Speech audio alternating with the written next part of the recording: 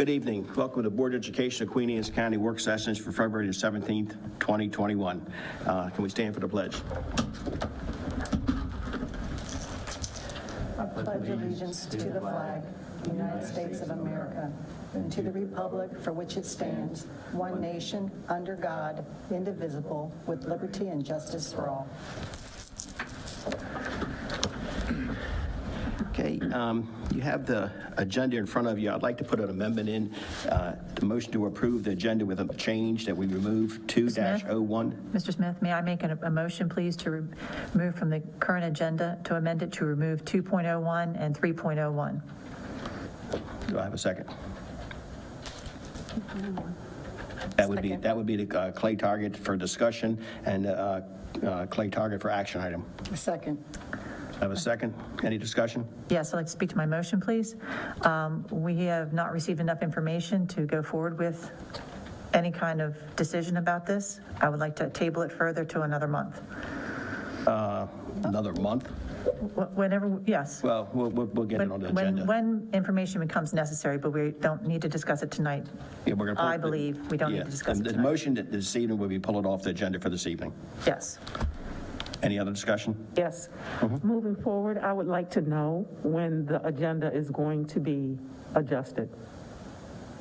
This is the first I'm hearing about the agenda being changed just now, For these two items? or anything. If you're going to change the board agenda, I need to know. Yes, ma'am.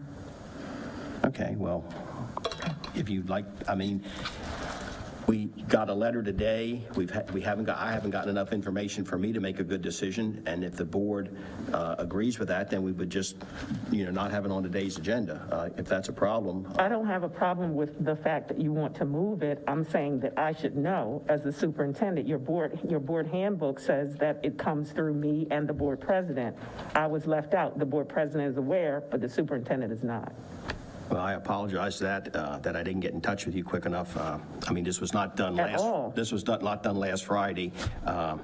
Monday was a holiday, and I think and that's one of the problems which I've always had a problem with, the agenda coming out too late. We're getting on time now, but He gave you this agenda has been done. We haven't, at least as far as my team goes. What information are you lacking? well, We've presented on this for over a month now. Is there anything that we need to get for you? I think we have an insurance issue and a straight policy of how it's going to operate. And Ms. Pullen has provided you with all the information that we've gotten. Well, I have something to say if it's all right with you. So last week, we discussed the authority of who can create this, team. And you had mentioned the Maryland, what is it, the MPSSAA as the source giving you the sole authority to make the decision. Our policy. So Right, well, there was point of two. information. The MP Point for excuse me, information. may I speak? Let him finish. Thank you. This is something for discussion if we ever talk about this. We're just merely trying to change the agenda. Dr. Kane has asked why this was changed. What and I think she information do deserves we an answer. have and don't have? Okay. So I did take a look, and the only thing in the MPSSAA, which is the Maryland Secondary School Sports Authority, is references disciplinary measures of student athletes that come through the county superintendent. There's really not a whole lot of other authority in there, or even mention of the county superintendent. It's a lot about the state superintendent. So I took a look at policy 524, and that does reference student organizations, clubs, and that kind of thing. And so we need some clarification from our board attorney, which we're getting right now, and how we can make this happen. Mr. Smith has mentioned some other information about what Ms. Pullen has sent earlier. We're just not in a position right now to have basically to make a vote tonight as the action item. But we are close, and we need another week, to get this going. I don't agree for another month because as Ms. Harper suggested, because we'll be into or beyond the point that registration can occur for those students that are interested in it. So that's my position. I don't mind taking it off the agenda tonight. It did come up kind of late in the game. I understand that. Or we can keep it on and put it on for next week or whatever. we can go forward with whatever information we have tonight. Thank you for that. So it didn't come up You're late in welcome. the game. It didn't come up to me at all until just now. So not late, but at all. Yeah, I understand. And I'm not sure, because what I just heard you say was that you wouldn't be able to take it to a vote tonight. And a vote automatically assumes that the superintendent is out of the process. And so that was a question for you. It wasn't a question for me. I'm not sure how long it takes for your attorney to figure out what our policy says. Right. So Well, it goes a little deeper than that. I mean, I understand. The way I've read it and the way the attorney has read it, and, we need more time before we can make a fair decision, and that's pretty much it. yeah. And I'm happy to leave this on the agenda, remove my motion, and we can have what discussion we want to have. I don't think and we'll see what happens with the action as we get to that point, if that's where you'd rather go. I mean, I'm not trying to offend anybody or go around anybody. I'm trying to get this done in a way that everybody has the best knowledge and information they can to make a reasonable decision. I want to be clear that we have given as much information as we know on a weekly basis and in between board meetings as well. So I don't want the public to be left with the sense that you have not gotten something from us, my team, that you have requested, because you've gotten everything and then some. I also want to be clear that the turn that this is taking sounds as if, because when Mr. Schiafinelli says we have to be able to make a vote, and we can't make a vote, and we need to make sure that we can get this done, automatically leaves me assuming that you're looking to override my authority. That's what it sounds like to me. Whether or not you leave it on the agenda tonight is irrelevant at this point, because you already made your point, and I just want to be clear about my point as well. Well, I mean, I think the email today came from Carla on some information regarding that. So that was something new that came back. Immediately, as soon as she gets it, she sends it to you within minutes. Which brought a couple more, it got more questions than answers on that for me personally. So that was one of the things on that that was concerned me. As far as an action, I'll be happy to bring it up, and the board we can, if the board wishes, bring it up and ask you if we could move forward with this, and you can make your decision, and we can go from there at the next meeting or a following meeting or whenever. I mean, I'm just trying to work this through in a reasonable manner, and I understand, and from last week that, there's certainly, and I'm not going to put words in your mouth, that you're not for this organization at this time. I do not support having this club, the student organization, under the purview of the school system. And and I respect that, and that's one of the things we have to look at as a superintendent and as the board's perspective too. So but if we want to, if you have no problem with us taking this off now, in all fairness, it could be on the agenda for next week. Hopefully we'll have information, and I'm not saying that information that Paul hasn't given us, Carl, I'm sorry, that is not enough, but it hasn't become real clear to me, yes, this is completely reasonable, or there's a few little things that we need to address to make sure we dot our I's and cross our T's. And, also understand your position, where you are on that. Thank you. Okay, we have the agenda, and we right now have an amendment to remove Clay Target Team from discussion 201 and action 301. Any more discussion? I call for a vote. Can you call this by roll call, Ms. Wright? I will. Mr. Smith? Yes, approval with amendment. Okay. Mr. Schiafinelli? Aye. Ms. Bennett? Aye. Ms. Harper? Yes. Ms. Morissette? Yes. Okay, 5 in favor. motion carries.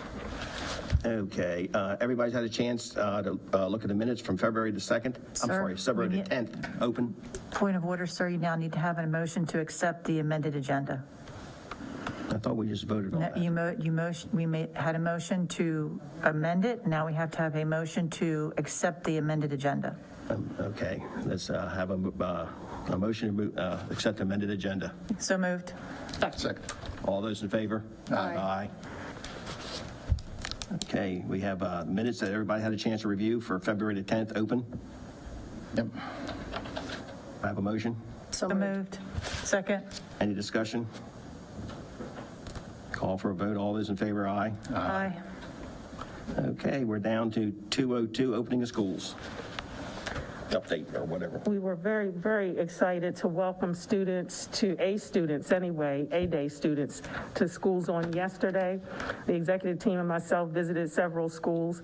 I do have to say, it went very, very smooth. It was the first day of school for many, many students yesterday, so teachers were excited to see them, administrators and cafeteria workers. Everybody was excited to see the students, and as I spoke to them, they said that they were excited to be there, aside from being sleepy. So that was a great thing. We've got about 70% of our student population that say that they want to return. That's just over 5,100 students. But yesterday, some students, I'm going to say somewhere close to about 20% of those students did not come to school. And I don't know if it's because it was just one A-day this week or what it was, but there were several students that did not come yesterday, even though the parents had indicated that they wanted the students to return. So, but all in all, it was a good day. Transportation flowed well. Lunches and breakfasts were served. Students were attentive, and teachers were ready. Schools were ready. So it was a good day on yesterday. Moving forward, I've had a chance to talk with some principals about a full day schedule. Of course, there is some concern about making yet another change, and I've gotten emails from parents as well that are concerned about the possibility of another change at this point in the year. But we are working with principals to take a look at those full day schedules, update again next week. Tomorrow and Friday will be B days. Correct. Then I guess we'll have a better handle to see if that's above, not 50 up to 70, or, we get to, because of one day, I can understand being President's Day and, I guess within about a week, we'll probably really know. I'm just thinking about our burn rate and really how many kids we're going to have, and how do we track the kids that say they're going to, or students that are going to come, but don't show up? Are we tracking them as virtual? If they get online and do virtual, that's how we take attendance for virtual. So either they're in school in person or virtual. So we can do both. So the teacher, a student, Johnny Smith's supposed to show up on Thursday. He doesn't. Then she would look for him virtual. Yes, but we do ask the parents to call into the school to let us know if their children are not going to show up. Okay. So that gives the front office some heads up as for the person who does attendance, but also teachers will look for them online because they are teaching simultaneously online, some of them, and face-to-face. And this might be a loaded question. Are most students with their same teacher? I know we had issues that, you might not be with your same teacher and stuff. Is that I would say most, yes. So that was a big concern I heard from parents saying, I want them to go back, but I want them to have my same, everybody wants everything, and your hands are tied to a point, but most of them have the same one, so the teacher's familiar with the 18 in their class or 20 or whatever. Principals made every single effort to ensure that, or to make, they made an effort for each student to keep the teacher that they had from the beginning of the school year, or at least the beginning of the semester for high school students, and so far so good. There are some instances, a handful, that were not able to, but that is just how we had to work it with regard to staffing. And, I just say again, we need to make sure we stay diligent about, safety and distances. And if your child is sick or has a fever, we just need to be extra cautious now, not sending them to school because, we're getting back and starting to ramp up. I like hearing that we, maybe hopefully in the future we'll even ramp up more. But it's going to all depend on what people's socially responsibility do. And I think that's going to be a big thing, both from leaving, transportation, school, and back. I mean, it's going to be a thing. Lunches are given to everybody now to take home. Correct. Everybody who wants one. Is that federal or is that us? Or That's federal. so we're getting reimbursed for that? Yes, that is the intent.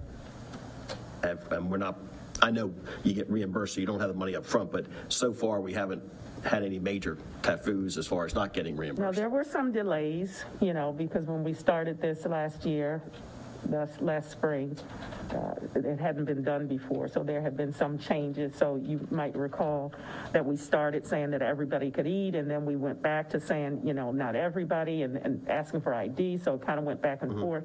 But it really depends on the directions, the guidance that we're given. And right now, we've been given guidance to feed everyone. I guess my question is, when we do our budget, we're not going to find we got a hole somewhere of a major proportion that we're short on food service money or something. You don't think at this time? No, I don't think that we have Okay. that. Gotcha. I'm just, We can, and when Ms. Towers comes forward, she can make a comment if I'm not Okay. right on that. gotcha. Okay, thank you. Any other questions from the board? Hey, Dr. Kane. I know it was a question before, was that we're going to have children in the classrooms and the teacher's going to be teaching remotely. Any indication of how that's working out? Or? Yep, so we've got 47 subs now acquired, and just about all of the classrooms where teachers are not going to be physically in the building, we've got about 10 classes that we're still working on. Right now, the principals have adjusted their staffing and moved people around in buildings. Some are looking at combining classes with one teacher and a special educator and, and that kind of thing. But principals are doing their level best to make sure that there is coverage, and there will be coverage for every class. Okay.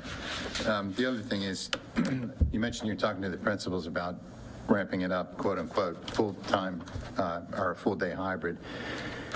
Is it possible that we could, hopefully by maybe next week, if you could pinpoint when that would be the earliest that can occur?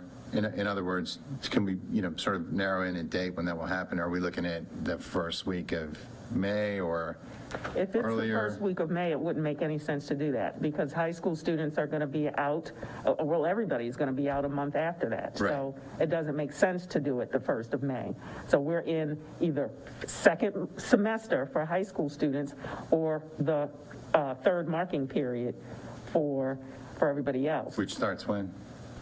now. Yeah, right, okay. Yeah. And so the, When's the Just end of the- so I'm clear. When's the end of the third marking period? We can look at the calendar. I mean, is that, would that be not that we can, but is that a reasonable date if we were going to shoot for something? It's in March. It's in March. So if we don't get back to schools into March, then it's going to be April, May, you're getting close to the end. Yeah. so what's keeping us right now, just so everybody's clear? So one thing that we have to remember is, where are the children going to be for lunch? And some of our principals have gotten creative, and they've taken cafeteria tables out of the cafeteria so that they could space kids in the same direction, 6 feet apart. But if everybody is in the building, all 50% of 8A kids are in the building, that's not doable. And we still owe teachers their duty-free lunch and their planning period. So having kids eat in classrooms takes away somebody's lunch. So, we're still trying to work out those kinds of things. So we. And I did look, and that's actually in the statute, the duty-free lunch. It's not a contractual It's both. issue. It's both. Is it, can they waive that, do you know? Has there Oh, that's been not any gonna discussion on? And I wouldn't even want that. I want teachers to have their duty-free lunch, and they need to have their duty-free lunch. Regarding the lunches, are we allowed to have substitutes in, or does it have to be a certified teacher with people? So a to substitute proctor comes the in if a lunch? teacher is not. So a substitute doesn't, if the teacher's there, then we don't have a sub.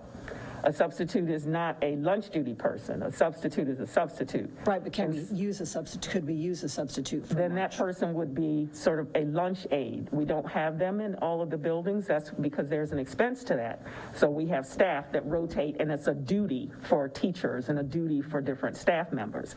So if we're looking at an expense, if we're looking to do that, and keep in mind, we still are short subs for the classroom. I think it's going to be quite a lift to ask for subs for lunch duty. With all our lunches being I say bag and go. I guess everybody gets a lunch when they leave and go. So it's already bagged up ready. And each one of our schools is physically different, I understand. But if you use the gymnasium and the auditorium and the cafeteria, it's can you do that and eat more? The only problem is, in some schools, they're using the gymnasium for classes. Okay. So if we're trying to ramp up, and we can't get past this duty-free lunch, what's the solution? There's no solution then. Or is there? Do you have an idea of how to overcome this? There's no overcoming the duty-free lunch. There's no overcoming that. You already been to Sudlersville, and some teachers there have been willing to allow kids to eat in their classrooms, and they're eating with them. Right. That's their good graces, and we're grateful for them for doing that. Understood, yeah. But no, we cannot do that. So it's And impossible to we go. wouldn't want to do that. It's impossible then for you to go full-time hybrid. So why are we even discussing? Because you asked us to. Pardon me? Because you asked us to. So I've tasked principals, go back or go look at your schedules. Is there a way we can do it? And some of the smaller schools, it's not as heavy a lift as it is in some of the larger schools. That's the issue. And like Mr. Smith said, there's no way to space them out during lunchtime to get around not get around it, but to give the teachers their statutory lunch. So my point is, there's not enough space when we have larger enrollments, right, to have them all in the cafeteria and still abide by the 6 feet spacing. And in those schools, those are the same schools that we're having classes in the gym. So it's not as if we can take kids out of the cafeteria and put them in the gym if there are classes going on in the gym. So what if we go down to 3 foot social distance? Yeah, and I know I'm not talking about the school, I mean the state, whatever, the powers that be say 3 feet is the way to go. Would we be able to go full-time? We could certainly look at that. All right. Do the teachers need to have their duty-free lunch in their classroom, or could they go, if their kids were in the classroom doing lunch, would the teachers be able to go someplace else and still have their duty-free? That's generally what they do. Okay, so could Well, we, now that it's COVID and we aren't congregating like we used to, then they probably are in their classroom. right, so then could we does someone have to be in the the doors are open and let's say you're on the same floor, and I'm just throwing it out there, could somebody, again, I know we don't have a lot of subs, but could a sub walk the halls and check just like they were in a cafeteria, just looking in classrooms to cover more students? We get ourselves in a liability issue there. And the Somebody duty-free needs lunch, to be in there with the students. it's a 30-minute duty-free lunch period, right? Yeah. I have a question, if you don't mind. Have any of the schools, I know it's been 2 days, have they reported that being out of any of the PPE cleaner? I saw an email today with a teacher at Canard, I believe it is, and Ms. Pullen is coming forward to have a conversation. One thing on this, trying to get back to a full day, which I think everybody would like to have happen if it was feasible, but there's roadblocks in there. There's also, I call a moving line, is once you get too far, it's not feasible to do if we get too far in a year. By our meeting in March, each principal of all our schools will have different ideas of how each school can do it. Some can do it, some probably can't. Like you said, with the larger schools, there's other challenges, difficulties. But I would think, because there's no use to keep working on this if it's not going to happen. And it's awful. It's nice to sit there and talk about it and say we're trying, but unless it's reasonable and can get done, I'm the kind of person that says it's not going to happen. I don't want to have false hope. If we can do it, I want to do it. If we can't because of the lunch duty and these things, then we might as well just sit there and say it's not feasible. And we looked at all these options, different places, distancing and all this, but if we have to have 6 foot distancing and we have to have this, and this, I don't see how it's, unless. I don't either. It's not feasible. I'm all for asking you to do something. Sure. And give you a charge and try to do it. But to give you a charge to do something that's not feasible, you might as well say, hey, it's not going to happen. Well. Call it like it is, and we're just going to have to do what we have to do until metrics change or something. And other board members can chime in on that, but. Well, have you tasked the principals to come up with plans in each of their schools? Absolutely, I've said that. And it's all And they are still working, and it is a difficult thing to do. Some places, it is just not feasible. But I'm not going to say, if a principal says, I think we can work it out. In fact, a principal did say to me today, I think we may be able to work it out, but I'm going to have 8 cohorts of students versus 4. And the idea is to keep cohorts together so that we aren't having kids that contact tracing all over the place. And we already have, kids have been back for one day, and we already have situations, and that contact tracing is not the easiest thing to do. So when you've got 8 cohorts versus 4 cohorts, I told the principal, so we have to weigh the pros and the cons, right? And just see what makes sense. But there are things that are like that as well. So not only the spacing, but there's some issue with, I could probably do it because all of my 50% of my students aren't coming on those days, but now I've got kids all over the place. And when something happens in terms of a case that's positive, then there's multiple classes that are going to be quarantined. And a word on quarantine, and I'm sure Ms. Bass will say something a little bit later. The quarantine is 10 days per MSDE. So CDC says 7 days, MSDE says 10, and so we follow MSDE. So that was a question that somebody had earlier today, because we do have some quarantine situations already. Can I ask a question, Ms. Morissette? Since you work in this field, when I mentioned 3-foot distancing, I saw a little reaction from you. What's the current status? I mean, is it still 6 feet distancing according to Maryland? I know that, can you enlighten me a little bit on that? CDC and the state of Maryland Department of Health is still 6 foot, and there's no indication that's going to change anytime soon. Even the World Health Organization is saying 6 foot. Right. So it would be ideal if they lifted the social distancing and left the mask in place. And then this whole idea of cohorts and all that would ease up, and we could open schools 100%. But the social distancing is like the huge roadblock. There's no way to do that and open schools safely and adhere to the rules. And the duty-free lunch. But So, and then, I don't know if it will come up, but if one school's ready and others aren't, that's just going to be a bus nightmare. Right. So you can't have. That can't happen. Do the plexiglass dividers make a difference with it? I mean, I know that there's some establishments, retail, where like nails and hair salons that the chairs are closer than 6, but they've put up those barriers, and some restaurants. So is that something that we can look at, is to put up barriers? I believe the rules for retail are much different than schools. I'm just asking because I'm not familiar with. Yeah, and actually we are looking, and I'll let Ms. Pullen speak, but we are looking at more. We already have those barriers, the plexiglass in the front offices, and we're using them in different ways throughout the school. Right. It just depends in the cafeteria. And in fact, we're looking at right now and had some samples Ms. Pullen shared with us yesterday for desks possibly, or tables where group work is done. Okay, thanks. And when we talk about duty-free lunch, that means we owe the teachers 30 minutes basically where they're off duty, right? They're not, Yes. well deserved, I'm sure. Yes. Okay.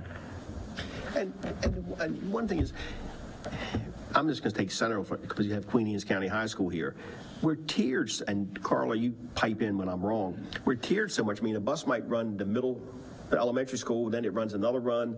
So if one school was doing something different than another one, it affects the next one. So you'd have to have the whole tier in that one thing. And I'm sure even some buses probably go from Centerville to Canard at some point, don't they? You're correct. And so consistency is the key. For some varying circumstances, we can make it work, as we've done with our 50% to hybrid, but overall, we need the consistency of our tier 1 and our tier 2 schools, or we're not able to make transportation work. And we just take one school out of that tier to have a whole nother bus system, not even counting the expense, you don't have the buses to do it. Correct. That's correct. So unless we have, bottom line is, unless you can get every school to do it, in like you said, there's issues at every school. I mean, it's almost impossible. I mean, there's just too many variables. I mean, that's what I'm saying. I mean, I love to have it happen, and I love to sit there and say, Dr. Kane, do it and make it work, but, you know, I don't know if you can get 5 gallons of water in a 4-gallon bucket. I can tell you that you can't. I'm, you know. And so you mentioned Sellersville, and we know that the principals work with the teachers. The teachers have willingly given up, at least some of them, enough, that duty-free lunch period. Do you know how many, like, for each school, have the principals considered how many our teachers are willing to give that up? And if they are, does that relieve, in other words, those kids will eat lunch in the classroom during that half-an-hour lunch period with their teacher, that would relieve the number of children that would actually have to eat in the cafeteria or elsewhere, you know, in the halls and that kind of thing, with their teacher having the duty-free lunch period, you know, free. So it's not or is it, all the teachers we want our duty-free lunch, meaning all the kids have to go to the cafeteria in a full-day hybrid, or are there some that's saying, no, we will give it up, we'll stay in the classroom with our kids, and then half of the student body that's there on that A or B day can go to the cafeteria? You see what I mean? To relieve some pressure. I do. I see what you're saying. And because you are new to this public school board situation, I will tell you respectfully, I wouldn't dare in 100 years ask a principal to go ask their teachers to give up their lunch. One, it's violating the negotiated agreement. And yes, two, it violates the state law. And I would never put a principal, nor would I, ask a teacher to give up your lunch. If they came to me and they said they wanted to do it, bravo, thank you, we're so grateful to you, but that's on them. That's their choice. Nobody is, and I direct no one to ask a teacher to give up their duty-free lunch. Sure. But those, I'm sure there are some that come and said, you know, well, I don't know if they're aware of it or not, but.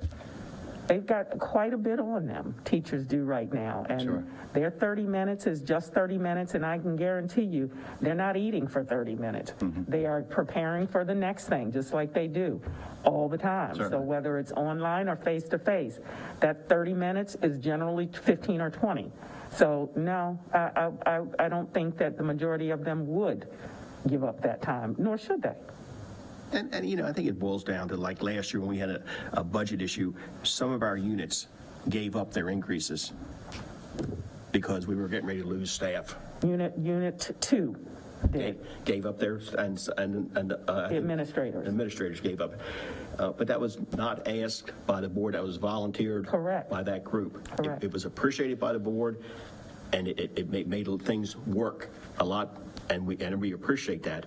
But we did not go and say, we need you to do this. You know, they came and volunteered that, which helped us out immensely. So it has to be, I think, and I agree with Mark, I mean, but there are certain rules, but they came to us, and I think that's the way we, you know, need to keep it as much as we would like to have it open. And you know, looking at it too, there's a lot of variables in this, and it's just not all in one thing. So I think we have to really look at the big picture. We're back, and I think we're going to, I'm hoping too, once in another couple of weeks, things might get even better. Maybe the state could go to 1 foot or something, you know? You never I know. tell you, it would be absolute heaven if they lifted social distancing and less than so many people in a space, and it would make life a whole lot easier. Right. But Just for general purposes, this is coming from Hogan, right? The 6 feet distance. Is this one of the executive orders? state mandate, All right. And then on the other hand, he's saying, get the kids back in school, correct. But those mandates were not removed. but follow the 6-foot mandate. Right. And only so many in a space, I believe it's 15. Well, it depends on how big the space is. Okay. So you still have those mandates in place. It's hard to make the moving pieces work when these walls are in certain places that won't move. And Hogan doesn't, I mean, nothing against Governor Hogan. He can say do something, but if he doesn't untie your hands, it's like telling you to jump in 6 foot of water with your hands tied and don't drown. Well, fine, I jumped in the water you told me to, but don't tie my hands, I can't swim. But I also don't think that he said get kids back in school, and we've gotten kids back in school. He didn't say get kids back in school face-to-face for 7 hours. He said get kids back in school. No, but I think that the thing and the whole thing. I think even administrators, teachers, parents, everybody want to see kids back at as much, I mean, they learn better in school, and that's what we need to do. We just can't get them back there because of restrictions that we have, and, I mean, Governor Hogan and the state superintendent says, get back. But, there's a lot of little devils in the details sometimes. I'm not saying they pushed it too far, but they give a perception that we can do it. But, you're the ones got to make it work, and our staff, so it's tough. Just to address Mrs. Harper's question about PPE, we are still fully stocked on PPE. At this time, we have reports from the schools that everyone has exactly what they need. We received an email today that indicated there was some more disinfectant that was required. It was the first we had gotten that request, and we delivered that to that school this afternoon. There is nothing that we are out of. There is nothing that we don't have reserves of. We're ready to deliver things, and for the most part, within 1 to 2 days, we have any of the schools' requests down to them. I mean, it's like everything. I go in the bathroom, the soap's missing. You know what I mean? I forgot to put it in when I left last time. Do the teachers understand that, the person that's in charge of that at each school, do the teachers go to that, or do the teacher go to the principal? Or is each school different? Each school is different. We have a lead custodian in each building, and the ideal way that would be handled is that the lead custodian is notified. Typically, it is as simple as a teacher or staff member saying something is out in that restroom, and we have a custodian there to address it immediately. So it's it's as much communication It's as the it is. communication, you're correct. Question, Dr. Kane, so you received the email that we all got this afternoon, so that all those items are being taken care of, we don't have to go any further? It's done, and when we say communication, I think that if that person had communicated with their principal would have made us aware. We're out of nothing, so it doesn't have anything to do with transparency or this team saying anything that's not accurate, because we report what we know, not what we think. So if somebody has some issue, first step is talk to your principal. The board can't put wipes in a classroom, but your principal can. Thank you. And little things are going to happen. There are going to be bumps in the road. I'm sure all teachers get frustrated to a point when they're trying to do all this, and maybe the last one got taken and nobody reported it. I mean, it happens. So I think we just, like you said, just got to look. These things are going to pop up. We just got to address them and just work at it. Can I ask about the buses? Yes. So how did all the schools make out? I mean, I'm sure there were some kind of snafus here and there. As is typical in a normal school year, there are always hiccups the first day, and it's typically with communication errors. We did hear some rumblings on Monday that there were still some parents that were concerned that they hadn't heard from bus drivers yet. We got communication out to the bus drivers, and calls started flowing once again. As far as we could tell, and as far as what was reported, transportation went very well for the first day. We will hopefully have a second first day tomorrow with our BB groups. Is just a chance for us to iron some of those minor issues out. But at this point, we did not have any major issues with any parts of transportation. Thank you. Other questions? Okay, thank you. Thank you. Might as well sit there. So everybody has all questions for opening schools. Everybody happy? Okay. And thank you I want to thank the teachers and the principals for what they've done. I mean, because like Carla said, this March was a year ago. We haven't been in school. It's not like you just got out in June, a couple months, and you're back in the end of August. And this has been a whole year of a very volatile situation. And to come back with, in all fairness, I didn't get many emails. And, usually you get them, I'm sure you get them copied too. I think they did a stellar job. So I want to thank the principals and the teachers for what they're doing, and the bus drivers and everybody, because it's it's daunting, and it's, a lot of kids are going to the school for the first time. You're going, the middle school's going to high school, the elementary school and the middle school. Some of the elementary schools are, like in Centerville, are going from, second to third grade. So it's to me, from what I'm hearing right now, it's been pretty impressive of how it's going. Do we want to make it better, and do we want to move forward? Yes, but we got to be thankful for what we've done and where we are right now. And you walk through any of those schools and you will see our custodial staff out and doing high traffic areas. They are busy, and cafeteria staff, they are Sodexo, they are handing out breakfast, they're handing out lunches, they are greeting kids when they come into the cafeteria. It's good to see, and it's good to see the smile. So we're sure. grateful for all of the employees who are out Everybody's there. glad to get back. Okay, thank you, Carly. Yes. Okay, moving on. 202-03, budget review. Is that where we? That's where we are. So we're going to go over today the capital budget. As you know, you have gotten lots of information. We have gone methodically through the operating budget, step by step, had conversations about items that are about 1.5% either over or below the allotment. And now we're going to go through the capital budget, and then we're going to talk about some staffing. And as we always do at the end, we will tell you how we're moving next week and allow opportunity for questions. So at this point, Ms. Pullen. Thank you. Good evening, everyone. For the record, my name is Carla Pullen. I'm serving as the interim chief operating officer for Queen Anne's County Public Schools.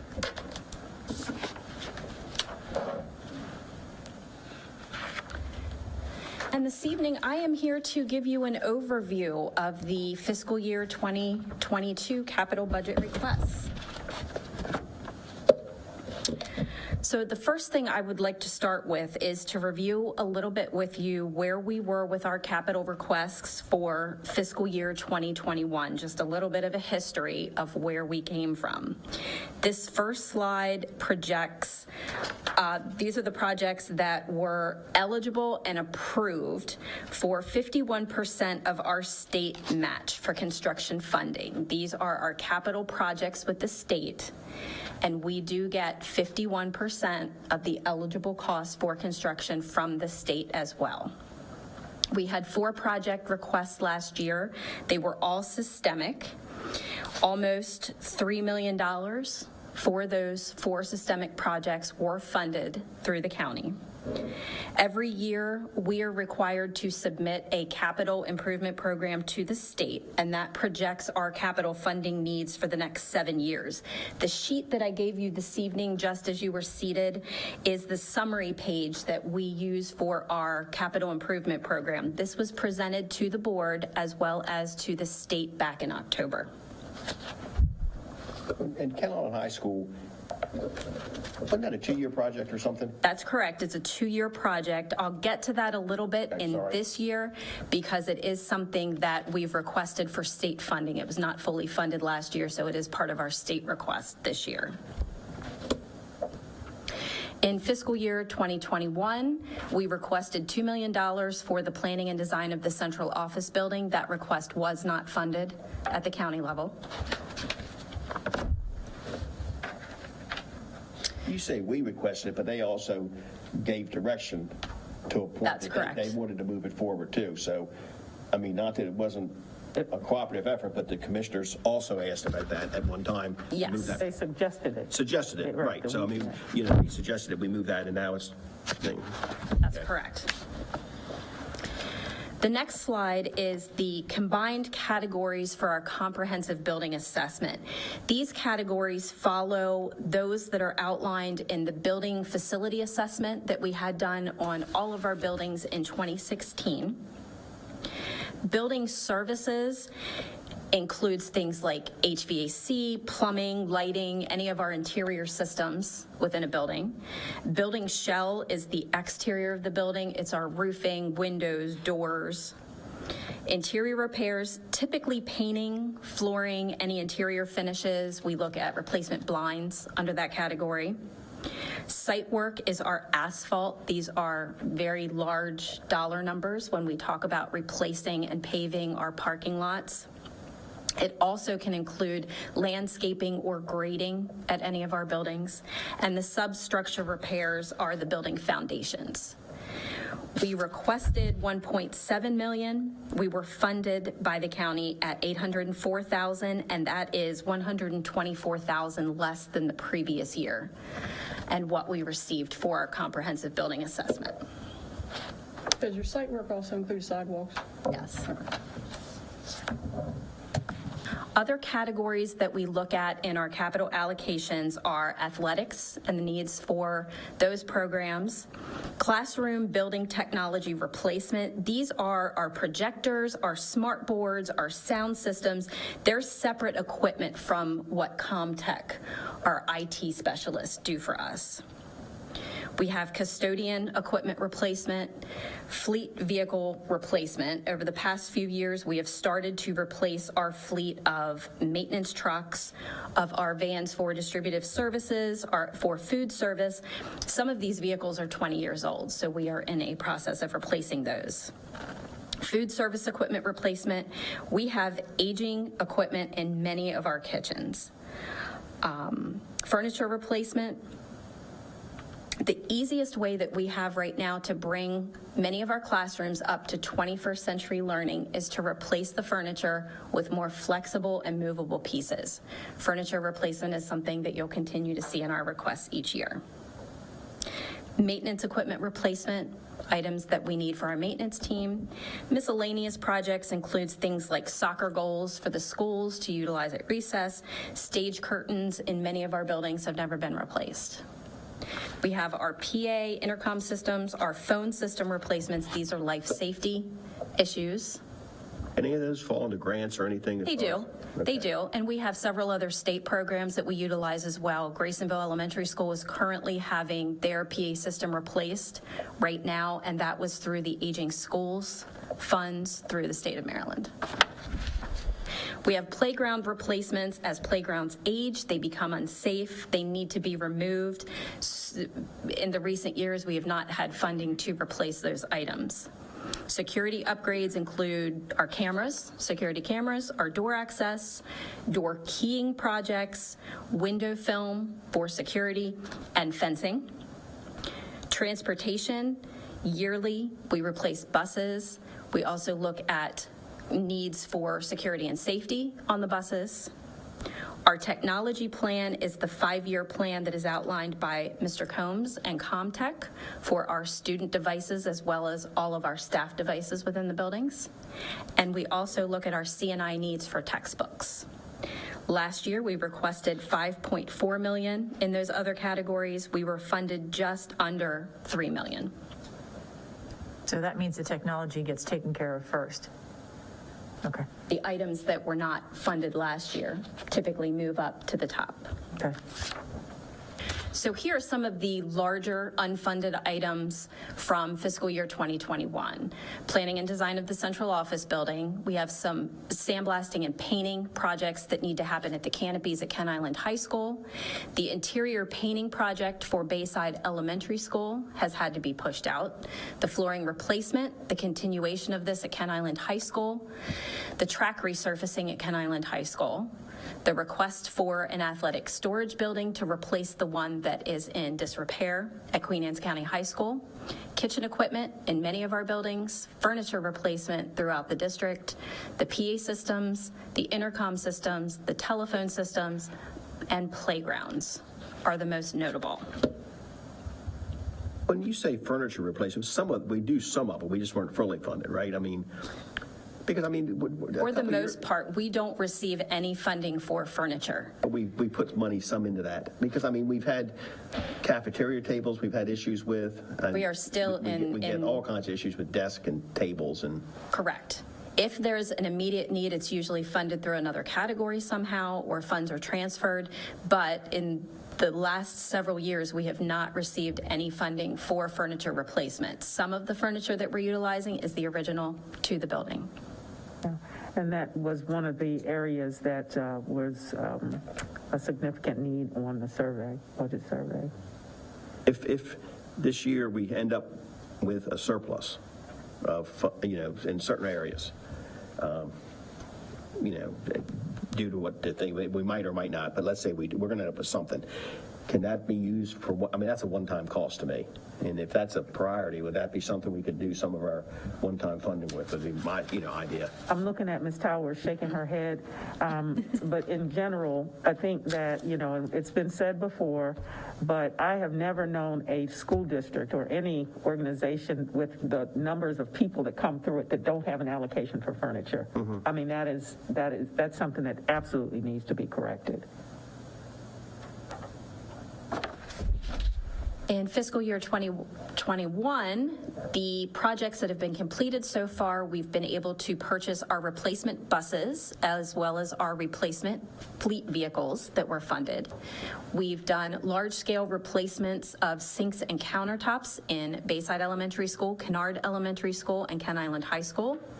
There was locker room paint and flooring replacement at both of our high schools, a water heater replacement at Bayside Elementary, painting of the lockers as well as some of the interior classrooms at Canard Elementary School, lighting upgrades at several buildings, classroom technology at Mattapique Elementary School, and an asphalt repair and replacement project at Churchill Elementary. We still have some upcoming projects to do this summer. We'll be doing the interior painting of the entire building at Mattapique Elementary School. We will be completing some of the asphalt at Queen Anne's County High School. There are keying and door lock projects at both of our high schools, replacement of the chiller at Sudlersville Elementary, replacement of the fire alarm at Sudlersville Elementary. The roof replacement will begin at Kent Island High School. Window and door replacement at Bayside Elementary School, and repairs to portables throughout the district. Do we own our portables, all of them now? Yes, we do. So we don't rent anything? We do not lease any longer. So let's go to fiscal year 2022. For our capital state funding match projects, this is, if you recall, the state funds 51% of the eligible construction costs, and this was requested in our CIP outlined back in October. The one project that we will be requesting from the commissioners to fund this year is the partial roof replacement at Canard Elementary School in the amount of $852,000. At the state level, we have two projects that have been requested. One is the replacement of the roof at Kent Island High School. We are getting the remaining of the funding from the state this year because it was not fully funded last year. However, the commissioners did fully fund that project last year, in last fiscal year. Their portion of it. Their portion of it. So that money is available and waiting for us as soon as it's approved by the state. We have gotten the 90% certainty that we'll be getting both of those projects and the funding from the state.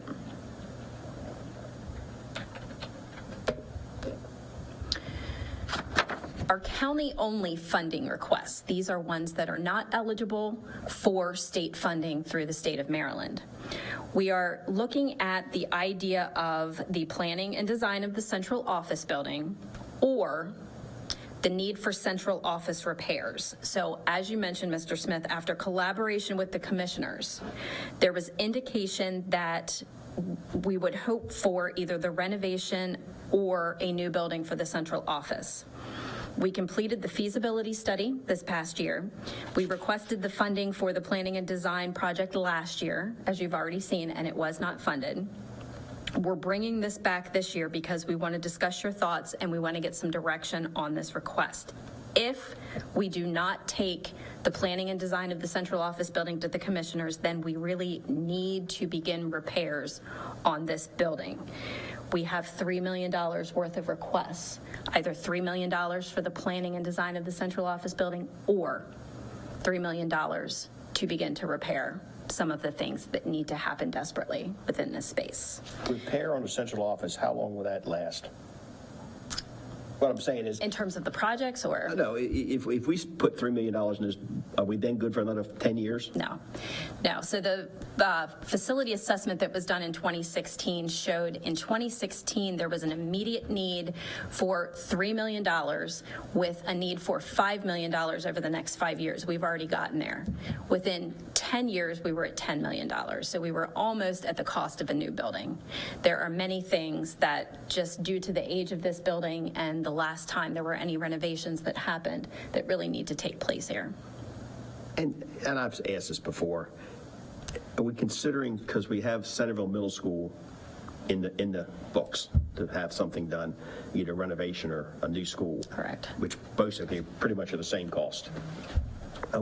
Is there any sympathetic consideration that they might use the Centerville Middle School as our, build another middle school, move those kids over there, renovate the school, take parts of it away, make it to the board office, is there any?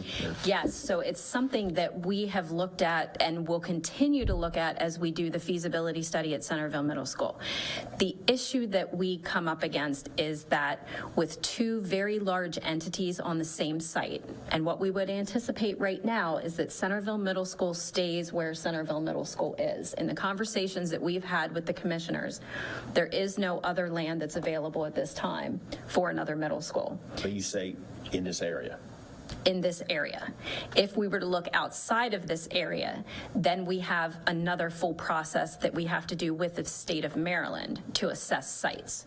So that would bring in some additional cost. It would also bring in additional time to that project to assess the sites and the feasibility for moving that. How many acres do they need for a middle school? It's dependent upon a lot of things. One would be the footprint of the building. If we have a one-story building, it's going to be larger than a two-story footprint would be. We also have to look at the playing fields, and that's where we start to get into a little bit of trouble if we consider moving the central office to that site, mainly because if we move the middle school, if we were to construct a new one, let's say, we leave all of the students in place, we construct a middle school somewhere else on the site, and then we move this building to that location, we don't have playfields anymore. And that's going to be something that will be heavily looked at in terms of state funding and what the state will participate in. There is adjoining land to that property. I don't know if it's obtainable, but there is adjoining land to that property. And that's a conversation, if that's something that you're interested in bringing up with the commissioners, there's always room for more discussion. The past few years when we've had that discussion so far, we haven't gotten an answer in the affirmative. When we say acreage for a middle school, I mean 10 acres, 20 acres, 50 acres? I would have to look. For some reason, I'm thinking that site is 11 acres. 11, so 20 in acres. that area. 20 acres, 11 usable, 20 acres or something could be feasible. Right. Yeah, certainly. So again, we are looking at either the planning and design of the central office building, and we'll have more conversations with you about that, or the repairs that we would request here. And just to give you an idea of the repairs, we're looking at the roof, which needs to be replaced. It is slate, and it's part of a historic building. The full HVAC repair and replacement, that includes the boilers, which we've recently had some trouble with, and the window and door replacement. We have much work that needs to be done with our windows here.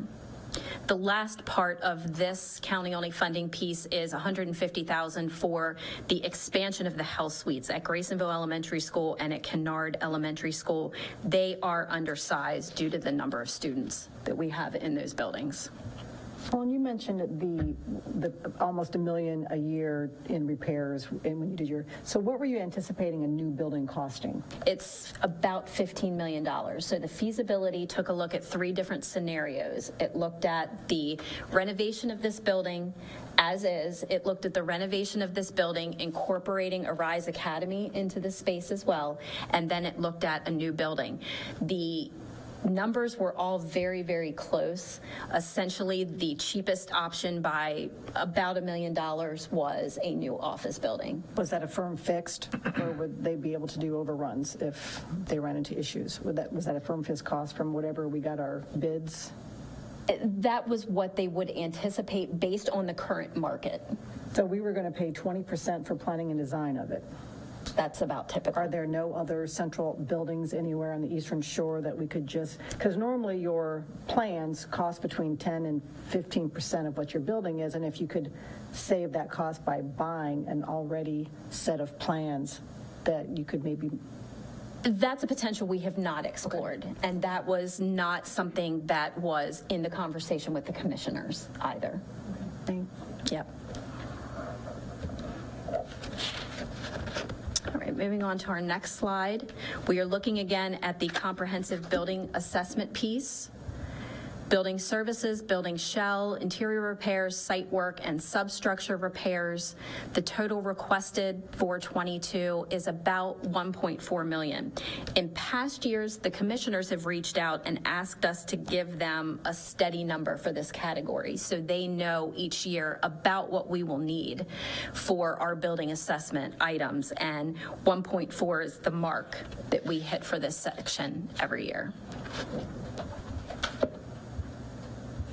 In our other categories, again, the same that you saw in fiscal year 21 in the requests.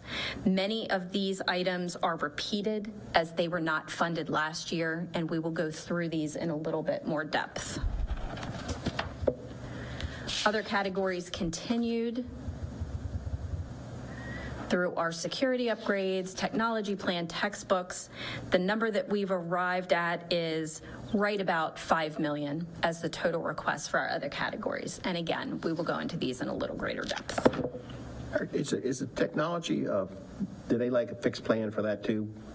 Yes, and there is a 5-year plan that Mr. Combs continues to update as to how. To give them a 5-year thing to show what our Yes. technology, because Correct. I'm assuming our textbooks go down a little bit in our technology. I mean, because there's more things online and stuff. I know you have licensing, which is textbooks that cost, but I mean, I would think that's something that's going to happen every year, you know. We'll talk a little bit about that, and I believe Mrs. Towers talked about that a little bit last week as well, that in that textbook line item, are there other things that are acceptable, such as licensing, such as digital textbooks, that we could continue to explore? Okay. So our overall request for fiscal year 2022, we have $852,000 for that capital and state fund match. That's for Canard Elementary School. $6.1 million was our county-only funding. That number, depending on what the board gives us direction to do, will be reduced by about $3 million, because remember, again, that's either planning for the central office building or the repairs. Both of those are at $3 million, so we will see a reduction in cost there. The comprehensive building assessment, again, right at that 1.4 million mark. About 3.1 million for our other categories, and for our C&I categories, we're about 1.9 million, for an overall total of 13 million as stands here. Again, we will see a reduction of about $3 million based on the direction that we're given. When we look at the comparison between fiscal year 20 and fiscal year 21, in fiscal year 20, we requested about 4.9 million. 2.1 million was unfunded of that request. And in fiscal year 21, we requested 6.7 million and were funded 5.5 million less than we requested. So what does that tell us? The average of funding between 20 and 21 was about 4.4 million. We're extremely grateful for the help that the commissioners have given us, and that money goes toward replacing aging equipment and repairs for schools that are 20 years or older. But as you know, anything that's deferred just increases the need for funding requests the next year. As we talked about in previous slides, the funding here is primarily going to repairs and to replacement items. There are not new programs or additional things that we are asking for. It's just to maintain what we currently have. I can stop here for questions. I'd also like to go through our detail sheet that was also included that breaks out each of the requests by category. It gives you an idea of what we are requesting for each category, as well as an explanation as to why we need to take a look at these projects at this particular time. The first page of this document which is a detailed document, is the same breakdown of categories that we just outlined in the presentation. So our capital state fund match, the county-only funding projects, our comprehensive building assessment projects, all of our other categories, and our C&I requests. Page 2 starts to break everything down. We talked about the need for our capital state funding match, Canard Elementary School, that partial roof replacement. The county funded projects, we start to get into a little bit more detail. We talk in the first column about, or first row, about the planning and design for the central office, and basically a little bit more logistics about this building and what we're dealing with. If we choose to go the route of the repairs, we have the slate roof, we have the HVAC replacement, and the wood window and door replacement, and then our health suite expansions. We then get into our comprehensive building assessment. We're looking at some HVAC replacement. Canard Elementary School, this goes hand in hand with the project that we are requesting state funding for. As we replace the roof, it's the ideal time to replace the air handlers as well, as we're disturbing the roof and putting everything back together as one. Graysonville Elementary School, air conditioning units. At this time, the kitchen in Graysonville is the only one that does not have air conditioning. It can be pretty stifling for the staff that's there. We attempted to do air conditioning when we built the addition in 2018. It was about $500,000 additional to the project to do that, so it was abandoned at that time. So this would just give a little bit of relief. There are some water heater replacements and HVAC controllers that have aged that we would like to replace as well. Ms. Palm, sorry to interrupt you. Are you on page 3? Yes, ma'am, I'm sorry, Can I ask a page question 3. about the LED lighting? Yes. I did speak to Delmarva because I know they have business plans that replace Yes. free of charge.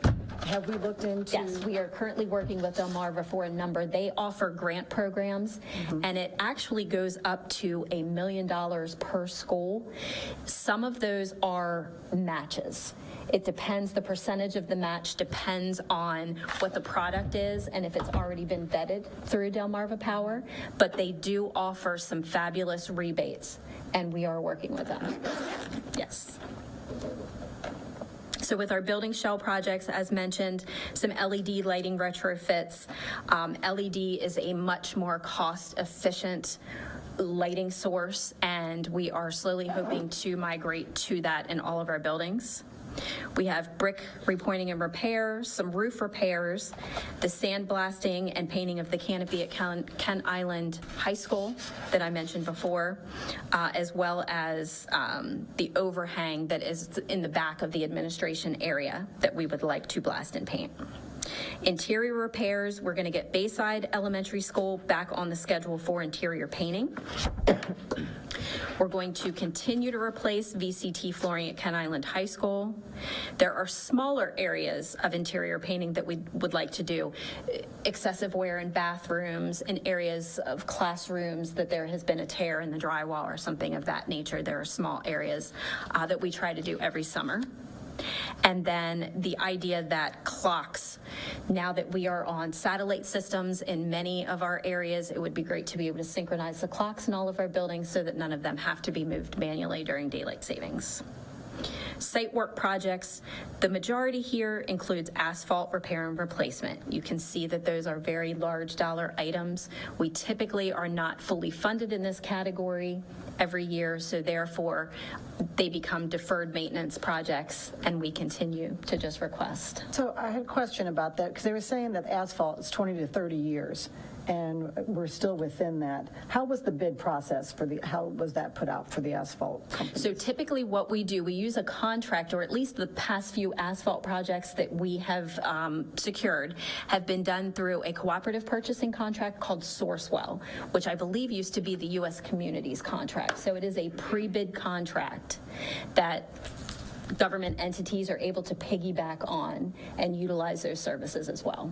So this $200,000, is that for a complete replacement? No, or is it's that not. Just for parts That's just of for it? partial, yes. So we found that at our elementary schools, they are in the area of $150,000.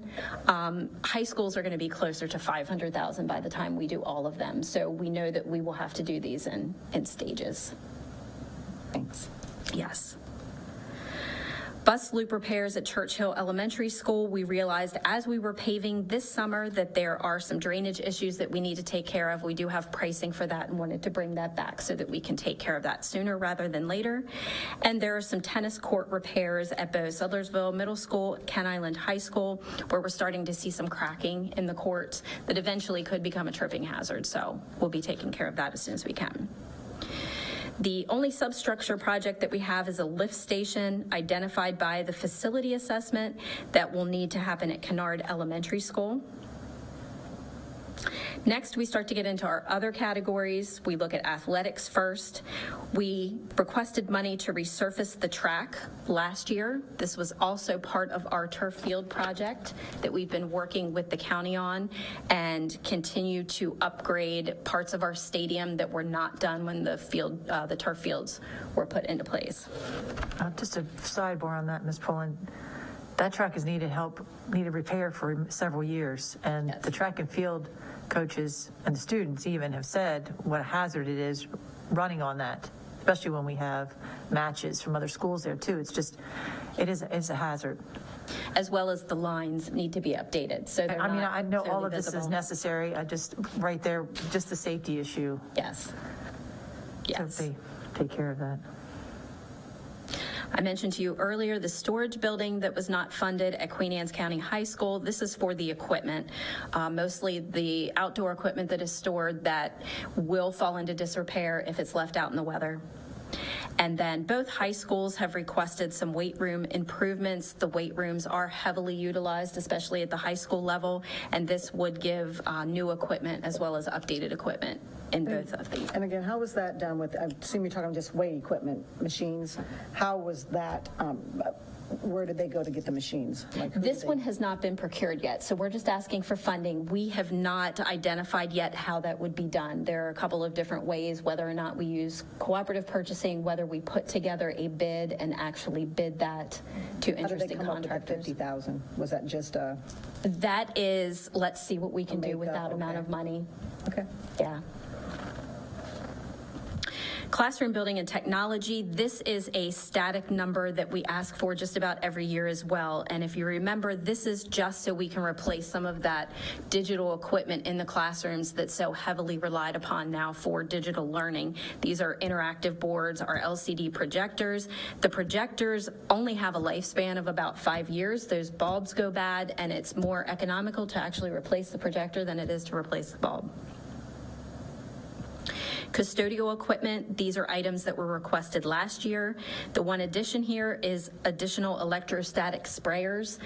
They are working fabulously for us for disinfection purposes. We found that we could utilize many more of them, and it would make it much more efficient, potentially for use in the nurses' station, so they would have one. So there's a request for those as well. Could we use some of those ESSER funds for the sprayers? We are also hoping that that's a possibility. We are looking at it in both places, and then hopefully one of those will get funded. And how about the vacuums? Couldn't that also be, seeing that it's, Potentially. There are some line items for custodial supplies, preventing the spread of communicable diseases. So we can take a look at that, and I know we do have some other custodial equipment that's been requested there. Fleet vehicles, we have several fleet vehicles that were funded last year, but not fully funded. So this year we are looking at a bucket truck, which was requested last year. So right now we borrow Department of Public Works. It can be inconvenient, especially for our outdoor lights, when we find that we have something out and we have to put it on the schedule. That parking lot or building is not lighted until we're able to borrow that. Can I ask a question about that bucket truck? So Yep. what height are we talking about? What height do you need a bucket to That be? I would have to ask, the specifics about that, I would ask our maintenance foreman. And then how often are we needing to borrow PW? I know that trucks? monthly would be ideal. I don't believe that they actually get that one monthly. Because, you know, you can rent them for about We can. $400 a day. We can. So what we found with renting, because we do that with a number of other large pieces of equipment, the numbers can be pretty staggering. And as an example, we rented an indoor lift for a ceiling project that we needed to complete. It was a plaster ceiling. The rental was around $2,500. We had to take that down, return it. The plaster had to dry. We brought it back so they could sand. We took it down again. We brought it back one more time after the plaster dried so that it could be painted. So those are the type of things that we're trying to see if purchase in the long run will be much more efficient and much more fiscally responsible than doing the rentals. So, and they need the bucket truck versus like an electric lift. Is it just for one parking lot? No, this would be for all of All our of them? facilities. Okay, Yes. and are we able to look at used? Because I know Oh, Iron absolutely. Planet has an awful lot of used bucket trucks. Okay. Yes, absolutely. We'll look at all facets of that. And the bucket truck is just for exterior. We'll talk a little bit more about our interior requests for maintenance as well. We have 2 utility trucks that are replacements for our maintenance vehicles that are requested here, and those are replacing trucks that are 20 years old and have over 250,000 miles. We have an F-250 that is requested. That would replace one of the vehicles that currently is used for our warehouse staff, our transportation staff, and that would be a truck that would be able to have a plow attachment on the front, and that way we could take care of the warehouse facility on our own. Ms. Pullen, they have, as part of the reason, as costs for repairs are increasing, and of course, we know that happens when you get an older vehicle, do we have a formula for at what point do we look like, I would be interested, how much were the yearly costs for these vehicles for the repairs last year? I can certainly get that for you. I don't have that off the top of my head. I can tell you at this time, we don't have a formula that we utilize because Okay. it has been 20 years since we've replaced many of these. What we're trying to do is get back on a cycle, and we hope that once they're all replaced, we're going to get 20 years out of them again, and so this won't continue to be a recurring cost. If But you're we'll going get you some of those to give figures. us a cost of repairing vehicles, we have to take them there and bring them back. Yes. So there's, we have a managed shortage too, to take somebody either to sit there for 8 hours while it's getting worked on, or 2 people to go down there and bring them back. So, give us it's just not the $2,000 repair bill. It might be another $300 for staff to be out of the, working on that. So I'd like Correct. to get, make sure we not inflate anything, but give us actual cost. Sure. We'll include that as well.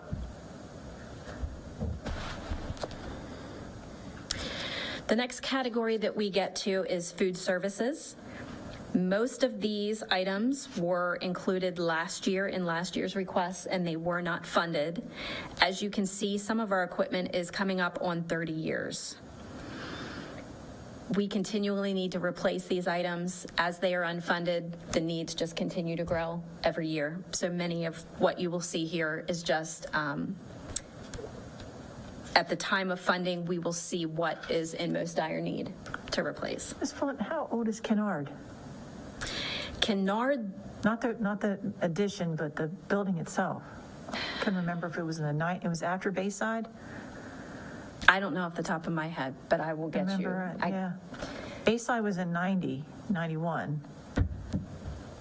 I think it was like the early 2000s, Trying to think. but I can't recall if that is the addition or if that is the original structure. I went to the opening of the addition, or the ceremony for that, and that was in 2014. So probably 2000, Canard. That sounds right. And what I'll do, I already have an email composed to you based on the questions about the CIP tonight for our new board members. I'm going to forward you the capital improvement program link that we sent to the state in October so that you can take a look. In that document, there's a page that outlines the state rated capacity for all our buildings, the year it was built, the year the additions were put on. I'll include that, and I'll let you know what page that's on so you can go take a look at just the age of all of our structures. The only reason why I ask is because it says here, Canard Elementary, the health department has noted that some of these units need to be replaced.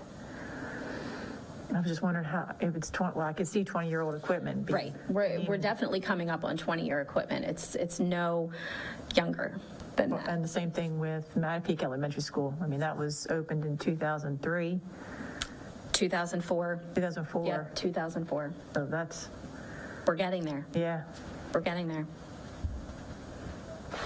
Regarding the alert for the power outage, so how many times in the last year did we lose, it says we lost product and I'm going to say 5 or 6. And depending on the size of that walk-in, we do reimburse Sodexo if it's something that was unavoidable on our end and they lose all of the food. It happens more times than we would like it to, for sure. And that's where having that alert, we would know immediately. We could go unload that freezer and take it to another school, and then we'd be able to salvage everything that was inside. a lot? The next category, we are looking at furniture replacement. So for the past several years, cafeteria tables have been the things that really come to light. All of the schools are starting to see cafeteria tables that have extended past their useful life. We have tried to repair them through maintenance. We have tried to do things through our custodial staff, and there is definitely a need for a replacement. So we are requesting funds for those again. There were requests that came in from the schools. In some cases, the teachers' chairs and the chairs that are used in the clusters are 20 and 25 years old. The padding has gone, the fabric has worn through, there are no armrests anymore. So they've requested the potential for funding to replace some of those items. Are all of these things, the tables and the chair, are these all going to be part of that flexible furniture replacement that you're talking about? Is it a different We would type of- definitely look at that, yes. So there's a lot of difference between the ergonomics of a chair that was specified in 1998 as to what is specified now. So certainly we would be looking at better ergonomics for our classrooms. Yes, anything that is more flexible, is able to be used in different ways, that is modeling the 21st century classroom thinking. And that is the last item that we've included here as well. The 21st century updates, we would probably be able to do about 2 elementary schools with $100,000. It would be a great start to getting those updates in some of the buildings. Maintenance equipment, here's where we come back to our indoor lifts. There are skyjacks, as well as forklifts that are getting up there in years, and we know that at some point they will need to be replaced. The miscellaneous items that we talked about, these are school requests that don't necessarily fit into one of those other categories. Our soccer goals, these are things that the schools request so that they can utilize them for recess or for some of their PE classes. The auditorium drapes, Queen Anne's County High School, that is 40 years old at this point. The light board in the auditorium, 22 years old. That makes it difficult for their theater productions. And also we see requests for marquees, the signage that's out front of each of the buildings. At this time, we have opted not to go digital. That would be a request of all of our buildings if they could, but the expense is much, much greater than the standard signage that you would see. Before we do that, we better look at zoning. I was about to say, but the digital, don't they want like a still message, not something that changes? Especially in the town of It can be Centerville. changed so many times, and Yeah, it can be changed, yeah, it just can't distracting. start. Although I'm thinking that sponsorships, you have a business or two willing to sponsor each of those yeah, digital. but remember, most of our schools are in municipalities.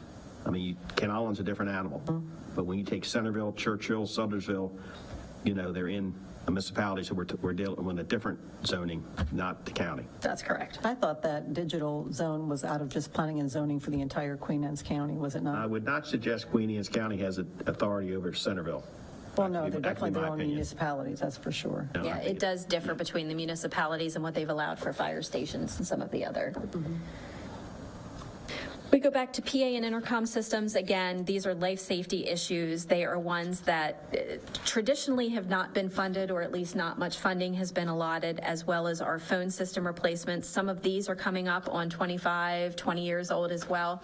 The technology of those systems has changed so much since then, and there's so much more capabilities that we can do with our newer systems. Like the PA and phone systems, if we can get a grant for that, I know you look at that first because do. of safety, and some federal grant could come out and say we need school safety, and it can fall under some of that. Yep, and our aging school programs, for the last 2 years, we've been able to do PA replacements at Kent Island High School and Graysonville Elementary School under that program with the state.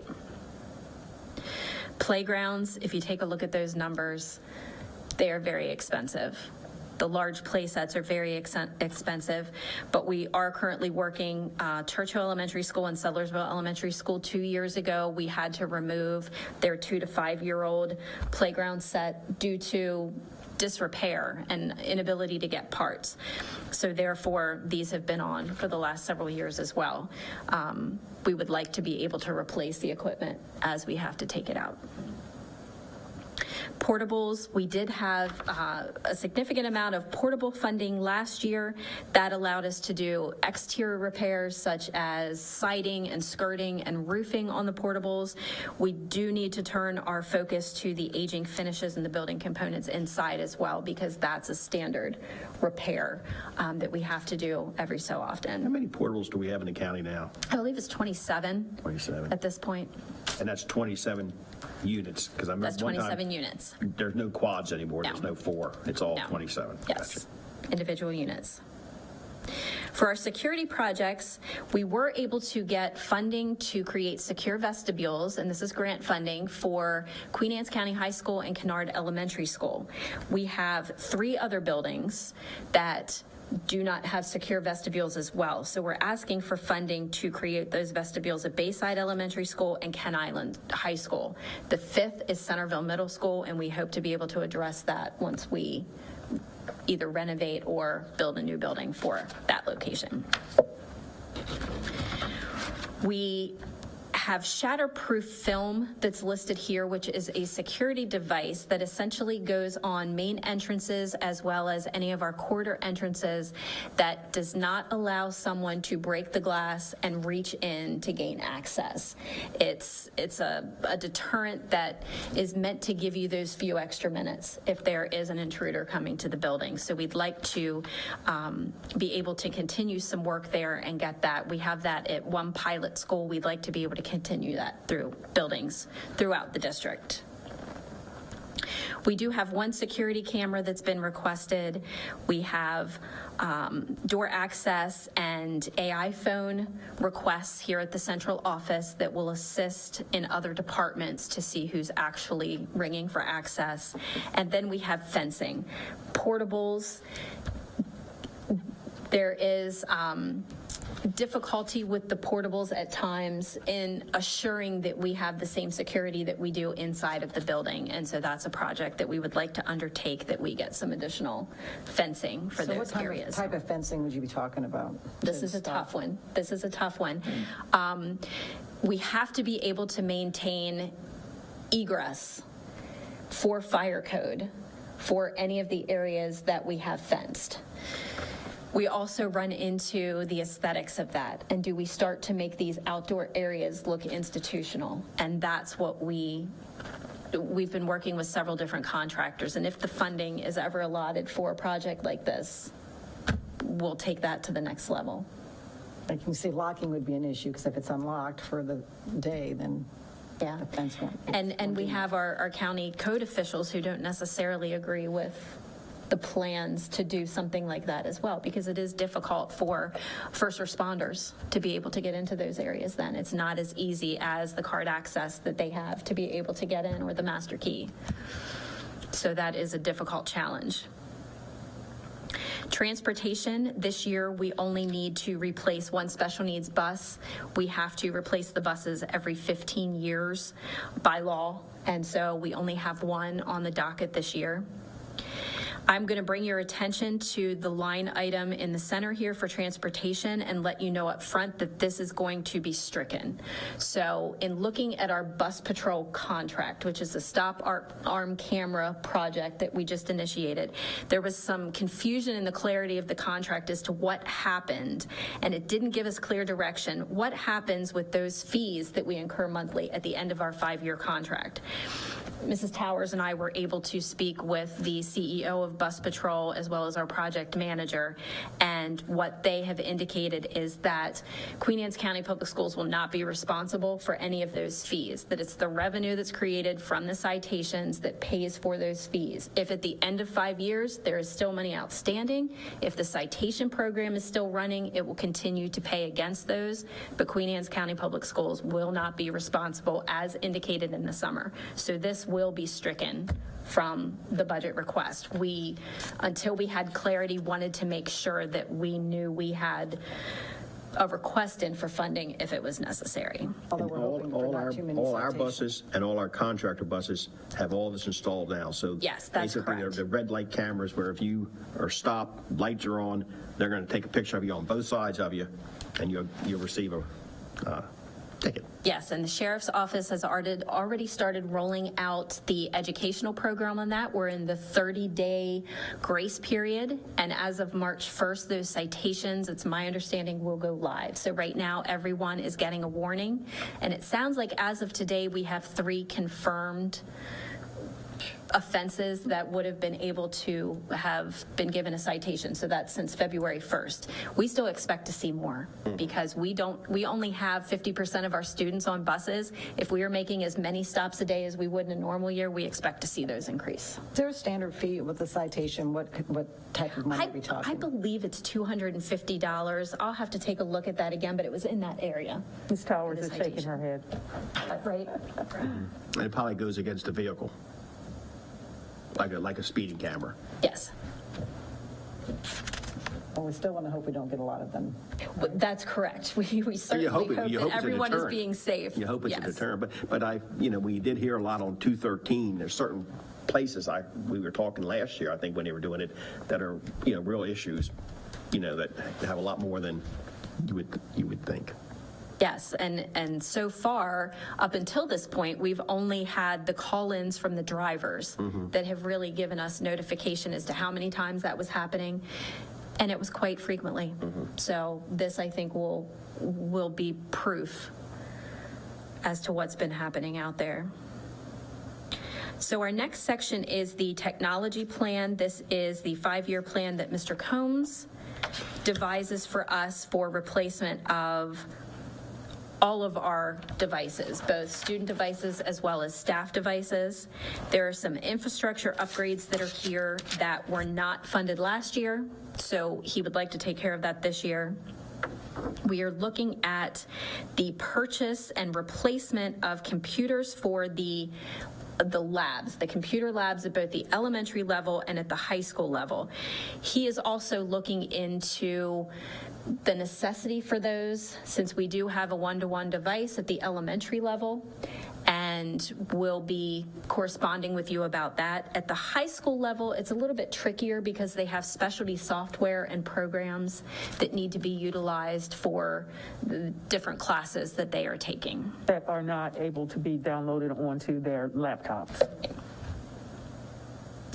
We have the CAD lab computers at both high schools.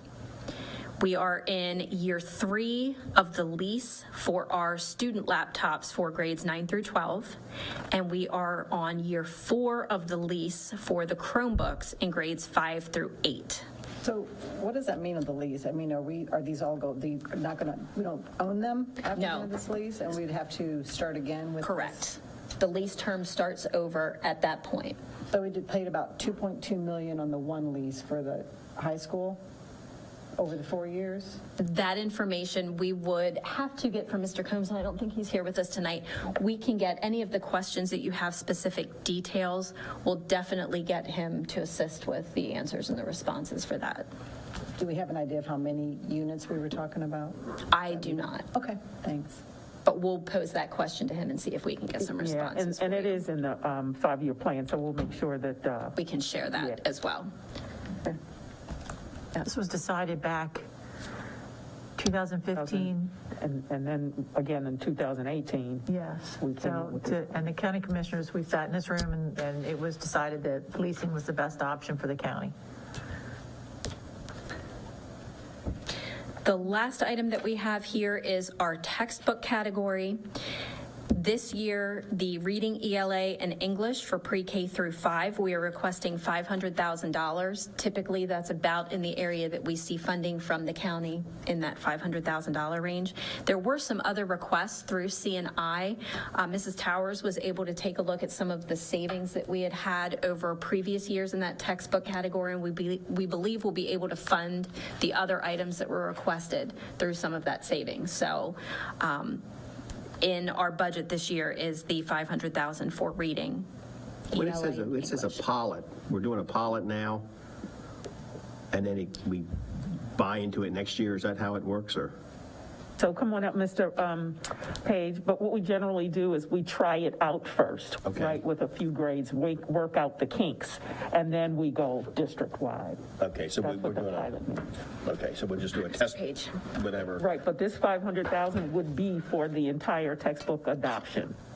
Would be the whole thing if it gets adopted. Correct. But where's the cost of the first come from? Our operating budget? This is all capital. Well, I understand, but Mm-hmm. if we're going to pick out 2 or 3 grades, Still comes from here, comes from here. Mm-hmm. But the 500,000 is if we decide to do it next year. correct. I'm sorry, go ahead, Mr. Page. I believe Mr. Page is here for questions about any okay. of the textbook categories representing CNI tonight. So what, do you give it to different, a couple classes in each school, or how does the pilot work? I'm Michael Page. I'm with Curriculum and Instruction. I'm representing that department tonight. So how a pilot typically takes place is, yes, we receive materials from several providers, curriculum providers. We evaluate those. We select certain materials that we would like to pilot. We go through a pilot, we review those materials, and then we would go forward with whichever one, worked best for us and had the best results. I don't know, a pilot takes a semester, a year, or? It does take different times. If you're piloting 3 different sets of materials, it can be longer. It's best to start pilots as early as possible so that you can have multiple times with separate materials, and you can review those. So yeah, so it can be a short pilot, depending on the with K to 5, that's a big pilot. That's a lot of grade levels. Where if it's just one environmental education, environmental science, it's just one class in our secondary level that may shorten the pilot. You may do a unit versus you may do a couple lessons and so So on. when we do a pilot K through 5, will that be not all our schools, just certain ones? That would be the schools that have our K to 5, actually pre-K to 5. All schools would be piloted it. So we get feedback from all the teachers and all the principals and all the supervisors. So we generally create a group. So Okay. a group of teachers who are selected by the schools. So in my past, I've selected 2 teachers from each grade level, and then those 2 teachers from each grade level, then they're considered to be the piloters for that specific grade level. And then they provide feedback to the supervisor in regards to how those worked for them and whether or not we wanted to adopt. And then they recommend to you, and the decision's brought to find out what you're going to do and how you're going to implement it. That's correct. And just so you know, we have a policy and procedures for all of those allocations and funding for So the 500,000 figure is for doing K through 5, pre-K to 5, pre-K through 5 for the whole county. ELA. Correct. English language Yes, sir. reading. Can I ask you what prompted this? What prompted this? Yes. This particular item was prompted through our forecasting documents. So similar to what Mrs. Poulin has been discussing in regards to maintenance and keeping up with certain items, this is prompted by our forecasting documents that we have. So we have our documents in regards to when we've purchased, when our contracts are finalized, and then it actually, this particular item is actually 1 year removed. So at the beginning of this year, we had to spend $90,000 on our ELA program in order to keep it up and running. So we actually did not have the funding to do this. We were able to maintain our ELL program at the K-5 grade levels with purchasing a digital component to that. So was this a part of the curriculum assessment we did? What was that, 2017? 2016, that's right. So in Right. 2016, for all of you, that we had a comprehensive curriculum audit in which we had a company come in and review all of our curriculum and the content that we have. And this is exactly right. This is part of our continued effort to maintain our. Remember when he came in and gave us the presentation on it? The quality of our curriculum, that's correct. In talking with our C&I team today, the changes to the reading and ELA documents, there have been some surveys that have been done of staff. I have those too. Yep. Just in discussing the needs and what staff would like to see going forward with those. So they yes, correct. They are polling them. Actually, the survey is out till March 1st, so all pre-K to 5 staff have the ability to take the survey as to whether or not they need to or would like to adopt new curriculum and go forward with that or maintain. So I have some of that information here from Mrs. Passon and Mrs. McNeil. And another thing that they wanted me to mention is that in 2023, MSD is going to do a full audit of our ELA curriculum at that grade level. And we believe that, they strongly believe that if we maintain, we'll be able to meet those requirements of the audit. But currently, our current curriculum only partially meets that, so we need to work towards that. But if we were to purchase new curriculum from one of our new vendors, the new vendors' materials that are up to date, so right now we're about 7 years removed. The new materials that we were to purchase, they are all underneath I believe it's called the, I don't have the name of the particular audit. I think it's Ed's, sorry, I don't have the particular name of the audit, but all the new materials would meet the requirements of that audit. And as we've mentioned a couple times, we hope to have the conversation with the commissioners that this is a textbook line item, but now we foresee that other digital types of learning tools may be necessary as well as desirable, as opposed to hard textbooks of the past, and we're hoping that those materials would also be included and appropriate for this line item. For digital. I think that was brought up a little bit at the meeting, wasn't it, Dr. Kane? Yes, we did bring that up to the commissioners.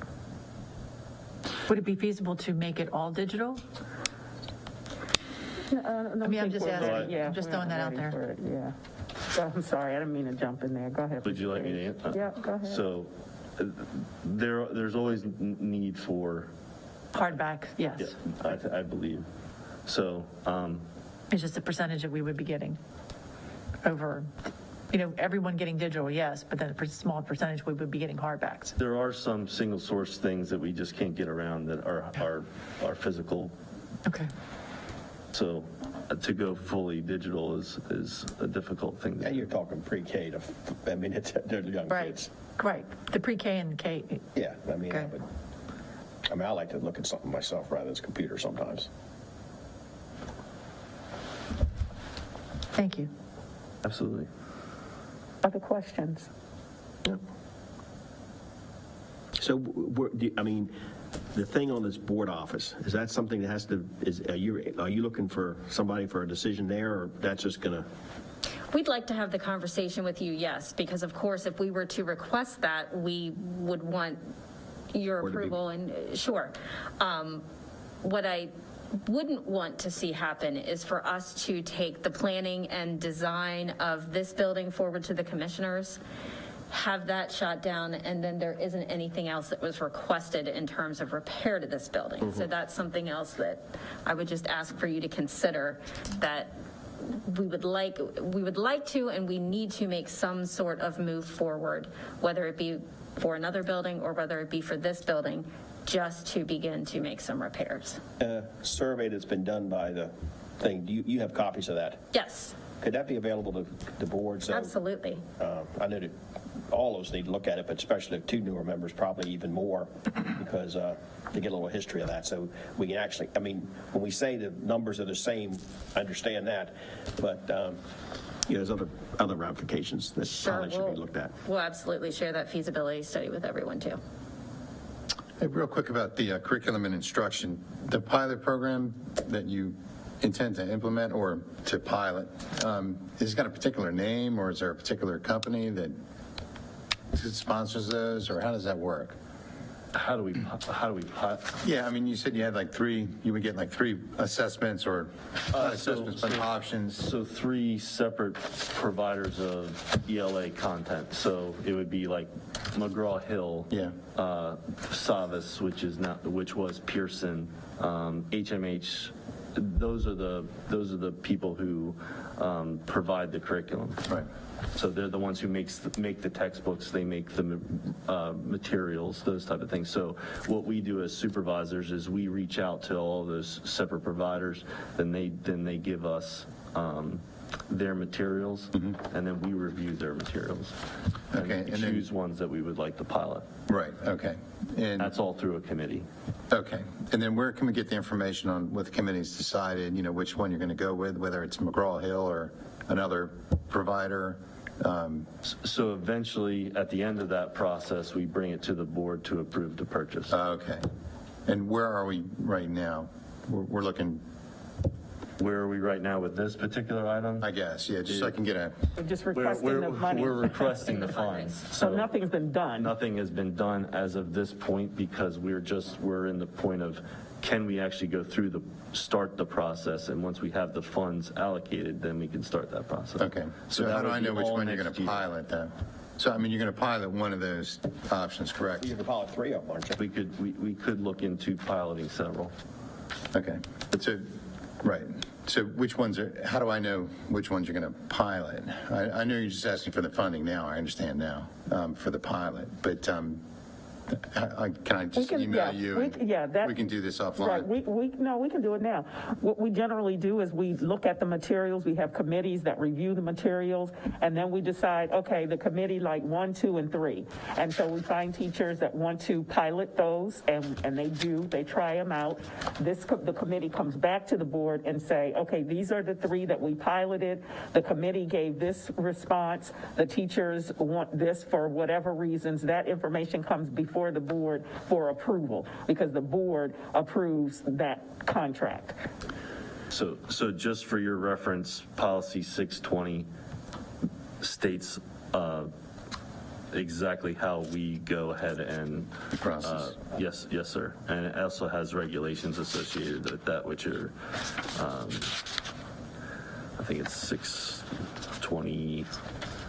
20.1. Yeah, that's fine. I mean, if we're expected to approve it, obviously I'd like to know more about it before it's, here's what we want approved. And you review them as well. So the public and you have a chance for 30 days to review all the materials. We put it out for review. Well, Okay. it could be pretty much on the same lines when we adopt a new textbook. That's exactly what this is. I mean, that's, yes. I mean, and it concerns me to no end, when we adopt textbooks, nobody looks at them.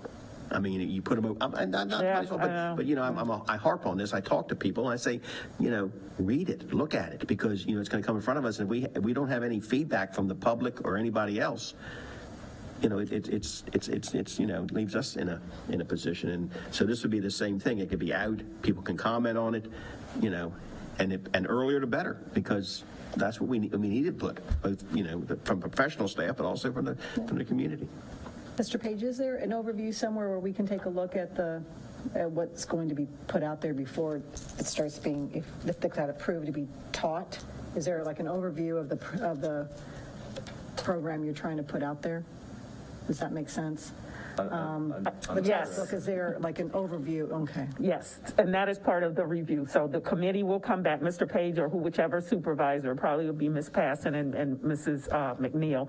They'll come back and they'll share with you what happened at the committee, and they will allow you to take a look at those materials as well. Thanks.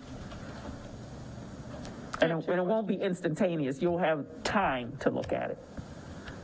I have 2 questions. Yes. First is back in sports. Okay. The high school track here in Queen Anne's at this stadium, originally when they did that turf field, the whole stadium was going to get revamped Yes. to be ADA, and the track was going to be the legit size for sports. Is that still on the table, or are we just retopping it? That's a conversation for the commissioners, and that is what we would plan to address with them in next fiscal year, in '23. The commissioners and the county did an assessment of both tracks during that process. Ken Island High School is found to be the one that was in the greater need, more dire need. Queen Anne's County High School also has some improvements that definitely can be made. And so, as to not overtax the county with our requests, we are trying to do them in separate years. So we do have Queen Anne's County High School and that discussion on our radar for '23. Okay. And then my second question, and this may have already been done, Mattapique Elementary, that overhang was chipping. Has that already been sandblasted? So we and took everything? care of the canopy at the front of the school. What we have not yet done is the soffit area that is around the entire building where we have a lot of peeling and painting. We do have funding to do that, and we anticipate that will be done this summer. Okay. Funding from prior years. Okay. And stuff like Mattapique Elementary, didn't you have we have a little leakage in the back end of the? Yes. Yes. Is that a small thing, or is that something that's capital, or is that just something we're trying to take care of? So we did get some capital money for that last year in our site work line item that we were able to do gutter replacement as well as some grading. We Gutters are still too have a small little or more. something, somebody said. The gutters were sized appropriately. The shape of them did not allow the water to collect as much in those gutters. So we were able to replace those, and that has given us definitely some relief. We were able to clear out all of the drain systems all the way back to the stormwater pond. We found that we had a lot of blockage. That has helped significantly, and we've done some grading. There's still a little bit more grading that we would like to do there to get the water to the drains, but we have seen a significant improvement. It is not 100%. I would say it's at about 98.5, so we have a little bit more work to do, but we have greatly, greatly reduced the amount of water infiltration. Do we have a maintenance program? I mean, when you start talking gutters and drains, things fill up. Leaves get in them. Yes. Animals climb up the drain. Yep. And things get stopped up. Do Yeah. we have a general maintenance thing that we try to keep things We do. opened up? Okay. We do. That's part of what our maintenance team schedules is preventative maintenance. Things like filter changes, they walk the roofs, especially before any type of large storm, they walk the roofs. So yes, there's something that we do on an incremental basis to check that- all of those items. Not just wait till it backs up. We try to be preventive a little bit, Yep. somewhat. Yes, absolutely. And just to give everyone a reminder, especially for our new board members, the funding that we are requesting in this year, fiscal year 22, does not become available to us until July 1st. So many of the projects that we've discussed here, the smaller ones, we will have an opportunity to do some things over the summer. Many of the projects then happen the following summer, or what we can do during the school year, just so everyone has an understanding that the time frame is shifted just a little bit based on the timing of when the money becomes available. Things like painting and roof stuff, you want to get done when students aren't occupied, 100% Those are summer occupied in the building. projects. Yes. Reminding everyone, last March, April, and May, June, when students weren't in the buildings, quite a few things got done. That's correct. We were able to continue working, provided that our contractors were able to work through COVID, and most of them relished the opportunity.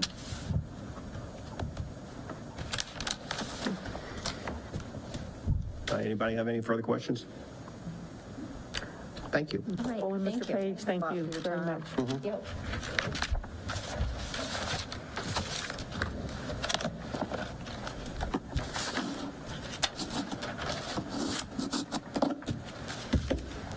Now, Ms. Towers is going to talk with us a bit about staffing.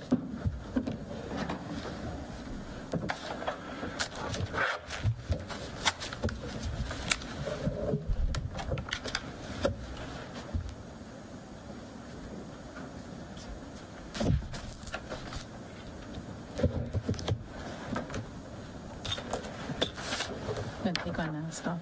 Good evening, President Smith, Dr. Kane, and board members. This evening on your desk was the staffing for open positions by school, by grade. Our next step in the budget process that we've been doing, as Dr. Kane said, we are down to the wire here. We've done our due diligence. We've collected all the data that's helped support, build, and fiscally responsible budget. We have looked at all school requests and department requests. We've looked at the cost impact of one step and 1%. We've had results from the budget survey. We have our draft revenue numbers. We looked line by line by account number that flows through to the master budget here. So the next step is next week. We like to bring before you different scenarios. We'll have it emailed to you by Friday. And the sheet is in that corner or in that pocket on the left of your board book. This right here is the last step in order to build your master budget. So this right here, I'll explain into detail. This is the scenario. We'll have different scenarios for you next week. On the left-hand side is your revenue. What do we project for our revenue number? So we know in order to get a balanced budget, what is our revenue number? Then on the right is the variables that come into play. You have what was approved last year, and you either build from that, add to it, or subtract from that. So that is what we will do next week in the different scenarios. And my hope is to have this interactive next week. So if there's, what is the impact if we take this off? You see the difference down here? There's a difference column, so it helps us reconcile back to our revenue. And if there's any questions over the weekend, or if there's a scenario you'd like me to run before next week, be glad to put the question out there and we'll run it for you for next week. Couple questions I got. Of course. Kerwin passed, there was governor's, Kerwin bill or whatever was overrode by the Senate or whatever, I guess, the Governor The Hogan vetoed veto it. is. Is that going to affect us? For Kerwin? No, we are given the draft budget numbers, and we're hearing that they are pretty well solid.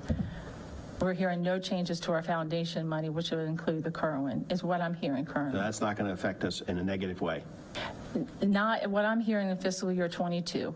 We meet weekly with MSDE and the CFOs, and that has not come up as a factor to consider for 22. Okay. But I can definitely ask that question next Tuesday, too. I just, With that. I mean, I'm just seeing this in the news or something, and it might mean nothing, it might mean something, but with the numbers they were throwing out a couple of years ago, moving this up the chain was quite scary, especially when I see us, with our student roll being down, being and understand to hold harmless and trying to keep things even. But, when we're even and we start talking about steps and 1% and doing this and doing that, it's a real concern. And I know the board can decide on it. Tapping healthcare is not, to me, a good option, but that's just personally me. But we're running into March to get all this done, because I think, Dr. Kane, if I'm not right, you go in front of the commissioners on the 6th with the budget? April. April the 6th. And our meeting is the 7th. So, this board has to have this done, and because there's going to be a lot of decisions prior to going in front of the commissioners, then there's going to be more decisions after that. Correct. Over the past couple of weeks, we've kind of been in the weeds, looking at the data, building up the numbers to support what kind of decisions that have to be made. And next week is going to be the time to roll up our sleeves and take a look at it. Okay. I usually have Mrs. Wright prints things out for me because I can follow them here easier than I can here. Do any other board members would rather have hard copies next week when we go over this budget piece by piece? I would like to have hard copies. Yeah, me too. That'd be nice. I print mine out, so I'm fine. You're fine? Okay, so maybe we can get some hard copies just so they can follow it a little, you know. So next week, it will be the budget scenarios, and from the scenarios goes into the requested. So this summarizes exactly what the scenarios are, and definitely I can have those printed out. And then, like I said, I like to have it interactive too, because if you have an idea, Dr. Kane says, hey, what if we did this? We can see if we're in balance and what impact that is. Yeah, because a lot of times one decision, you know, it's a Snowballs. domino effect. You know, Yes.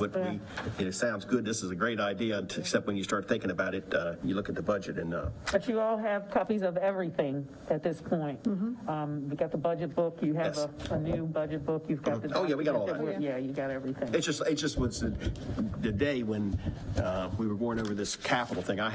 You had Ms. Wright printed out, it's just easier for me to follow this, you know, thing Yeah, piece you by could piece. just talk to Ms. Wright about You know, it. and just any board members can talk to Ms. Wright about that.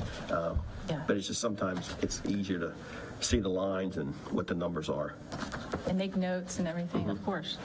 Our $3 million, hopefully, COVID grant that comes, where is that in the works? We submitted it? The application is due next week. Okay. What we have done is we've opened it up to all supervisors, principals for their requests. We've received the request back. The last request we're waiting on is for summer school, because summer school is going to be, and Dr. King can speak to this more in depth, but it's going to be open to more students than we have in the past. So that $3 million, it sounds like a big number, but we have to also account for in that ESSER request some PP&E, because that ESSER 2 goes from, it's a 2-year grant. So we have to take into consideration our PP&E needs too as well, in addition to summer school. So like I said, on Friday, we'll have the numbers for summer school projected out, but we have received feedback from and reviewed an executive team all the ESSER 2 requests. Dr. Hayden, when we get back next couple weeks and we're back now, we'll find some of the gap issues we're going to have with students. By gap, you mean you know, like academic gaps? Academic gaps. And hopefully summer school, will that be offered in all schools pretty much? Well, we'll have some cluster sites. Okay. But we'll have for all grades. In fact, we just got information from MSDE about a summer learning opportunity for pre-K. Okay. You know, 3 going into 4. And this could be voluntary, but it could be open to, Correct. it could be open to all students? It is prioritized by income. So Okay. generally, those kinds of funds are.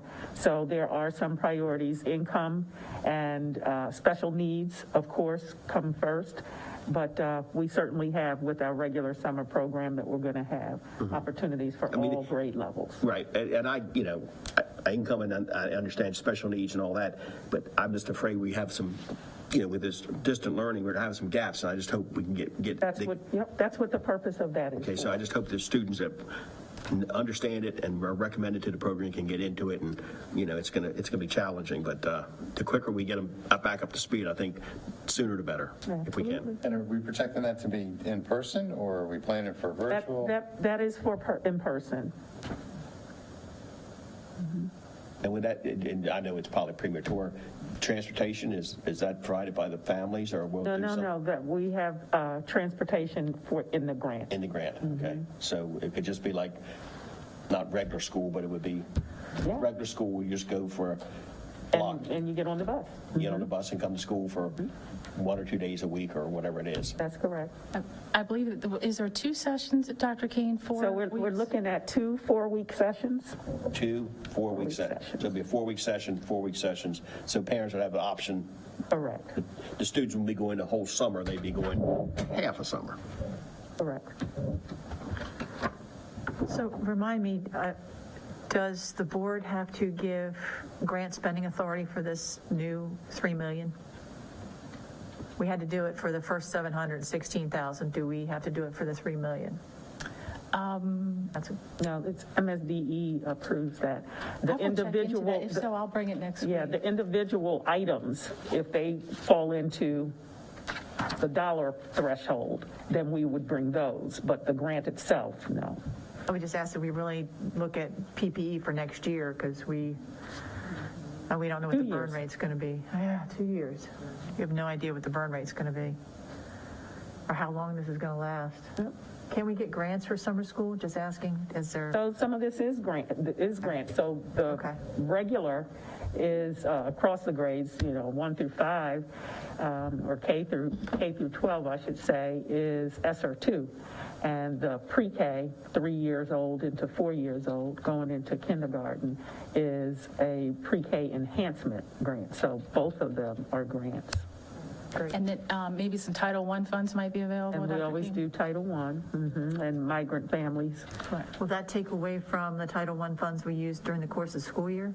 No. Okay, it's a total This is- separate. Yep, that's totally separate. This is in addition to those funds. But with the pre-K enhancement grant, we are using similar criteria. So based on income, special needs first, prioritized. And I'm assuming we're tapping our staff, not volunteer, they're going to get paid for it, but to come in on Yes. they're in a contract for Yes. 180 days teaching. And some 80 more, yeah. But they will be asked to teach that 4-block or 4-week block or. Yep, that is correct. So we've already started asking teachers to teach summer school, and so this is a public announcement. Please, please, please consider teaching summer school because we need more and more teachers. So please consider. And a lot of the students that would be attending the summer programs are identified by teachers, or both teachers and the parents have Teachers concern? and the parents. Okay. There will be so many opportunities that if you want your child to go to a summer program, your child should be able to go. Okay. Dr. King, is that